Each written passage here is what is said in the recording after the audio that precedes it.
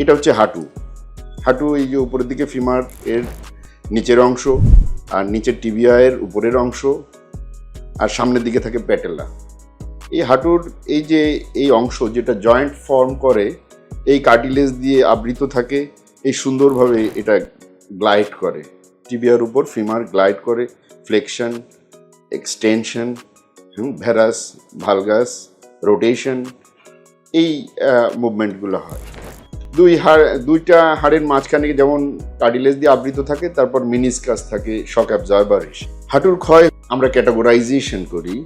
Categorisation এটা বলা হয় ক্লিগনার লরেন্স ক্যাটাগরাইজেশন। এটা গ্রেড 1, 2, 3। গ্রেড 1 ক্যাটাগরাইজেশন হাঁটুর ক্ষয়ে প্রথম দফায় কি হয়? প্রথম দফায় এই যে কার্টিলেজ দ্বারা আবৃত থাকে, এটার ডিজেনারেশন হয়।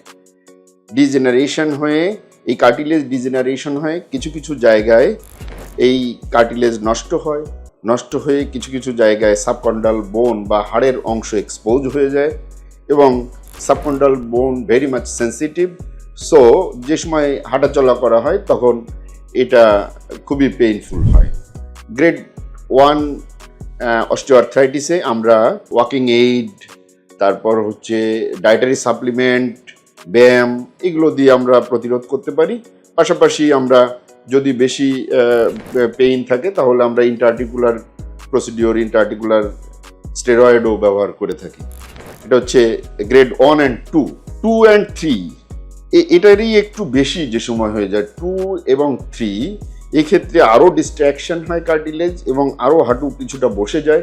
সেক্ষেত্রে আমরা একটা খুব ভালো একটা চিকিৎসা পদ্ধতি আছে, যেটা হচ্ছে যে আর্থ্রোস্কোপি করে আমরা এই যে কার্টিলেজ ডাস্ট রিমুভ করি, তারপর হচ্ছে আপনার সাইনোভেক্টমি করি, তারপর কন্ডোপ্লাস্টি করি, এই সব কিছু মিলে জয়েন্ট ল্যাভাস করি। জয়েন্ট ল্যাভাস করে আমরা হাইলুরোনিক অ্যাসিড, একটা জয়েন্ট ফ্লুইড যেটা ফর্ম করে, সেই অ্যাডিটিভ হিসেবে আমরা হাইলুরোনিক অ্যাসিড এর একটা ইনজেকশন আছে, সেটা আমরা দিই, গ্লাইডিং ক্যাপাসিটি বাড়াই দিই এবং হাঁটু ভালো থাকে। শেষ পর্যায়ে কি ঘটনা ঘটে? হাঁটুর শেষ পর্যায়ে, অস্টিওআর্থ্রাইটিসের শেষ পর্যায়ে একেবারে ডিস্ট্র্যাকশন হয়ে যায় এবং এর সাথে ডিফর্মিটি যোগ হয়, ভ্যারাস অর ভালগাস ডিফর্মিটি, যেটা যোগ হয়ে যায়। হাঁটু বাঁকিয়ে বাঁকিয়ে হাঁটে, ভেতরের দিকে বাঁকায়, বাইরের দিকে বাঁকায়, হাঁটতে গেলে খুবই কষ্ট হয়, অনেকাংশে হাঁটা চলা বন্ধও হয়ে যায়।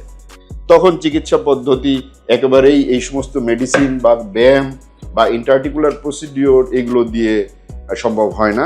তখন টোটাল নি রিপ্লেসমেন্ট। টোটাল নি রিপ্লেসমেন্ট বিষয়টা কি আমি যেটা বোঝাতে চাই, অনেকেই ভয় পায় বিষয়টা। টোটাল নি রিপ্লেসমেন্ট, এই যে টিবিয়ার উপরের পোর্শন, ডিস্ট্র্যাক্টেড কার্টিলেজ যে অংশটা, এই অংশটা আমরা কেটে ফেলি। কেটে তারপর হচ্ছে ফার্স্টে হচ্ছে আমরা টিবিয়াল বেসিন বসিয়ে দিই সাইজ অনুযায়ী, সাইজিং করে, অতঃপর আমরা ইনসার্ট বসাই দিই। ফিমারের ক্ষেত্রে বা উপরের হাড্ডি, যেটা হাঁটুর উপরের হাড্ডির ক্ষেত্রে, সেক্ষেত্রে আমরা কি করি? সেই ক্ষেত্রে আমরা এই কয়েকগুলো কাট আছে, এই কাটিংগুলো আমরা ফিমারে করে এই ফিমার কম্পোনেন্টটা বসিয়ে দিই এবং হাঁটু যথারীতি আগের মতনই গ্লাইড করে। টিবিয়াল বেসিনের উপর ফিমার কম্পোনেন্ট গ্লাইড করে এবং এই ক্ষেত্রে আমরা সবসময় আমরা লিগামেন্ট প্রিজার্ভিং সার্জারি করে থাকি। সামনে প্যাটেলার লিগামেন্ট, এদিকে মিডিয়াল কোল্যাটারাল লিগামেন্ট, এদিকে ল্যাটারাল কোল্যাটারাল লিগামেন্ট, অনেকাংশে পোস্টিরিয়র ক্রুসিয়েট লিগামেন্ট, এগুলো আমরা প্রিজার্ভ করে আমরা টোটাল নি রিপ্লেসমেন্ট করে দিই, রোগী স্বাচ্ছন্দ্যে হাঁটাচলা করে। সবচেয়ে বড় ব্যাপার হচ্ছে এই যে পদ্ধতিগুলো বললাম, এই পদ্ধতিগুলো সবটাই প্রিভেন্ট করা যায়।